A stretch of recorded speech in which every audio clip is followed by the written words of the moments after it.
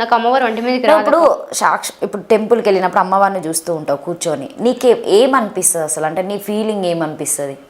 ఫీలింగా, ఇప్పుడు ఒక అమ్మవారిని చూసామనుకోండి, ఇప్పుడు దైవత్వం ఉన్న వాళ్ళకి వచ్చేసి చాలా మంది చెప్తూ ఉంటారు మాకు ఆ విగ్రహం ఇలా ఉంటుంది అని చెప్పేసి.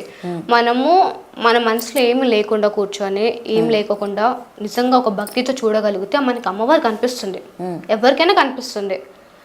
స్వచ్ఛమైన మనసుతో చూస్తే గనక, అంటే ఏమీ లేకోకుండా ఆలోచనలు ఉంటాయి కదా, అన్ని పక్కన పెట్టేసి కొద్దిసేపు కూర్చొని చూడగలిగితే అమ్మవారికి ఎవరికైనా కనిపిస్తుంది.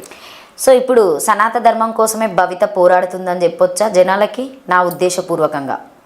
అంటే ఆ కాలని అనుకోవచ్చు. ఇంకొకటి వచ్చేసి నా నా థింకింగ్ వేరేంటే కనుక, ఏవైతే పురాతనమైన టెంపుల్స్ ఉన్నాయో వాటికన్నిటికీ పూర్వవైభవం తిరిగి తీసుకురావాలి. అంటే అప్పట్లో ఎలా అయితే పూజలు అందుకున్నాయో ఇప్పుడు కూడా అలాగే అందుకోవాలని.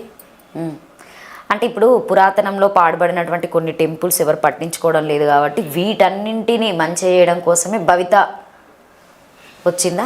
అంతే అక్క.